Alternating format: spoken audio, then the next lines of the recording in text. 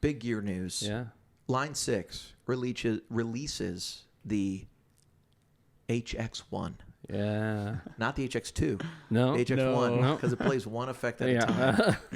Now, a lot of people really upset about this. Like, there was a lot of reaction. Were they really? I didn't see it, but what were they upset about? You know, there was this kind of, a lot of people were like, why would anyone buy this? This doesn't make any sense. You can only run one at a time. Oh my gosh, an HX Stomp used is like only $100 more, which is always a silly comparison because it's like, well, this used will be cheaper, right? And then the difference will be greater. Much greater.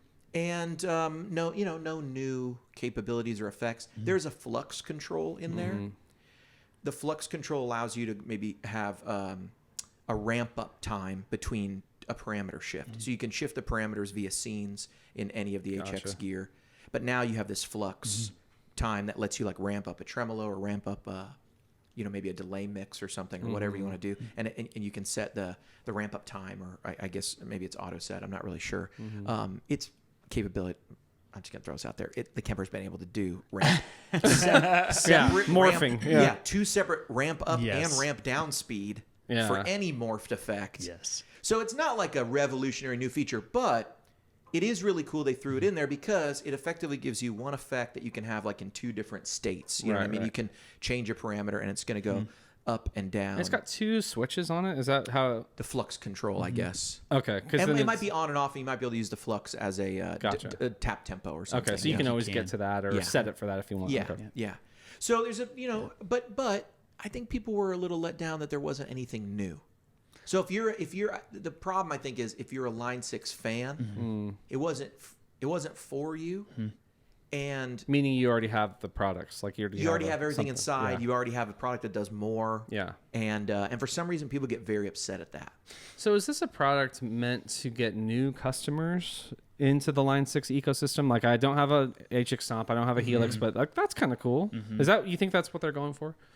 So they happened to Line 6 happened to weigh in on the gear page kind of about this. Okay.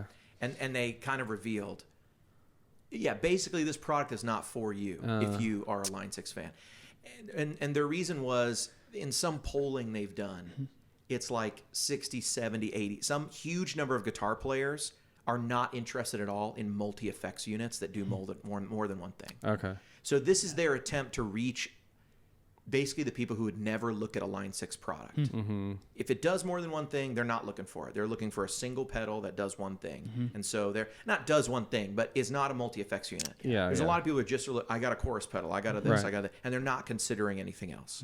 And so this is like a way where you can say, well, I'll just use this as my reverb. I'll just use this as my delays. I'll just use this. I mean, it's a modern M5, isn't it? Totally. That was the first thing. Just a little smaller. Yeah. And I got the M5 when it came out because, a lot of guys have like an M9 or like something on their board that's kind of a catch-all. I've got the Boss MS3 that does the same thing. Yeah. But a lot of times if you're looking for like, hey, you want to record a phaser on that? It's like you don't have one. Right. But you don't need a 9-button thing to do a phaser. So it's like, you get all the same sounds just in this one thing. And that's why I bought one. But I feel like...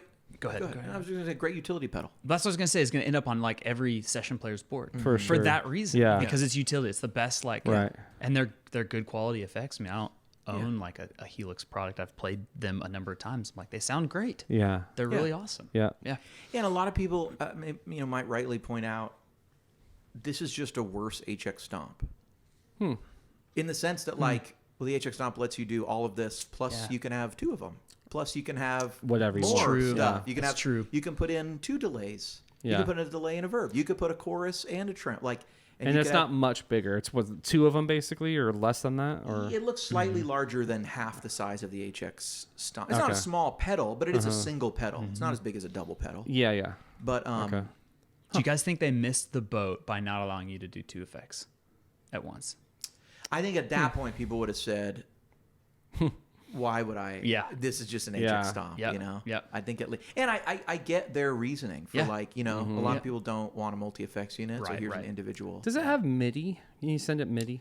I think yes. I think it can. Okay, that's how I would use. I mean, the first thing I would think is if this is just sitting on a board with like 4 other pedals that doesn't have MIDI control, it's like I don't really want to be like cycling through. This song needs a chorus and this song needs a tremolo, and it's like bump, bump, bump. Yeah. But if I was putting it on a board that had MIDI control, over a bunch of things, and it could just be on and off and whatever effect on some preset. That's great. I mean, the size of it's small, and it can be in a set list. If you played 15 songs in a night, you might use it 10 times on a different thing. That's great, and for the size of it, why not? Yeah. It does seem like a funny limitation that it just does one. Mm-hmm. You know what I mean? It seems like. But you were saying too, the H9? Yeah. This has been around, right? And that does one. Right. So if you compare it to the HX Stomp, you're like, hey, this price is kind of high. I think it's $299 or something like that. And it feels like that's a lot. But if you compare it to the H9, it's like, this is a deal. Even side, yeah. Yeah, if you were comparing it to just that, like the H9, it's a steal, actually. Because those were what, $499 or more than that? Yes, and well, there's the max version. Does it come with all the algorithms or not? You know, but the thing about that H9 too is this: everyone eventually just started using the one effect they gave you that it was called chorus mod verb. Remember they added the effect called chorus mod verb, and it was so that you could have an effect that basically, if you didn't want the chorus, you could turn it on 0. For the chorus, but you could have some chorus, mod, and a verb, and then you could just change the preset of those, and you could have all 3 coming out of one unit. So it does kind of feel like there's a lot of people who buy a single unit and then wish it did more, or buy small units and wish they did a lot more. Yeah. Because then the H90 came out and it's way more, but it actually does 2 things. Yeah. Whereas the H9, if you wanted more than one thing, you were stuck with this one sort of do it all, but you didn't have all the black hole I mean, you did. It was in the pedal, but you weren't able to assign them all. Interesting. Do you think the technology exists that they could? I mean, because they've rolled out more and more stuff, right? Yeah. On the HX line, they're the Taco Bell of guitar effects. How many ways can we fit all of these ingredients into right? Yes, that's a great way to put the cheese on top of the meat. It's a different thing than if we put the cheese in the meat or under the meat or separate them with a tortilla. Yeah, the line between a taco and a burrito is like real thin. You know, like if you just enclose soft it, taco burrito. At what point? There. Yeah. What if we put cheese on the outside and another tortilla? Pod go. Man. I will say I think this is an essential product though for the Helix line. I think you have to have the simplest version. You know, like if the simplest version is the HX Stomp, that's not simple at all. You know, so I think there's room beneath it to get at something. Hey, we want you in our ecosystem, but like this is, bone dry. Like you're not gonna have to learn it. It's just place. You know. Agreed. What were you saying? Well, I wondered if there was anything that they've left under the hood. Kemper, right? 10, 12 years later, they're still releasing things like the Bluetooth or Wi-Fi. What was that was built in back in the day? Well, they were building them in. They weren't built into the original units, but they had secretly been building it into the stage units. Got it. They had the Wi-Fi kind of receiver in there, and they hadn't told anyone, so they were shipping for a year or so, and then boom, they said, by the way, this works. It can do this. That's pretty cool. Yeah, so I just wonder, does the DSP exist? Can we run a couple? Right. For those, if the internet is in enough of an uproar, right? Because I was thinking about it, like the capo feature, the pitch capo feature, does that exist on the other HX stuff? See, I didn't know that, and for some reason, this was me not catching it online, but I thought that was unique to that pedal. Oh. So I was like, that's incredible to be able to up half step, whole step, down a half step, whatever, for the set that I'm playing on Sunday. Right. Not have to use a capo because I want to have open voicings. I'm the only guitar player. Right? I go, that's invaluable. But then I'm like, well, but then it can't do anything else. Right. So then it's just my capo. It's just, like a Digitech drop. Exactly. Yeah. So I'm like, oh, I wish it could do too. Yeah, but the tough thing, like to play devil's advocate, you're probably not going to have a lot of success having that capo effect be at the end of your chain. Good point. You'd want it at the beginning, where you would not want a delay or a reverb. It's a good point. Maybe. Hey, So because there's so many effects inside, and it basically has one location on your board, it's sort of like it's a Swiss Army knife, but you got to choose ahead of time what you're going to use it for. Yeah, I was going to say that point, like when I had the M5, like back in the day, I never used it for reverb because of where it was. Yeah. It was before my delay, before all that stuff. So I was like, it limited.